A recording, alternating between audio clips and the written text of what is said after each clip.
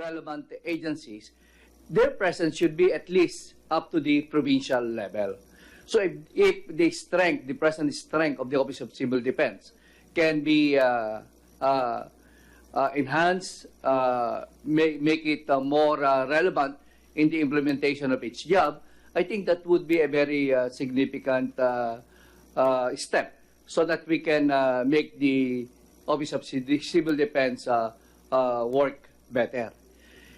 In the response and rehabilitation, if we have the Office of Civil Defense, let's say in the rehabilitation aspect, in my experience as the task force Marawi, in the rehabilitation of Marawi, still all the departments are the ones implementing. We stated that we need this budget, but the task force does not get any amount of the proposed budget, but instead given to the different departments. Now, if you would like to really fast track any rehabilitation in any area, it should be given to the, if we have the Office of Civil Defense, give it to the Office of Civil Defense and now directly control the implementation of the rehabilitation, not being given to every department implementing this. There is no synchronization anymore.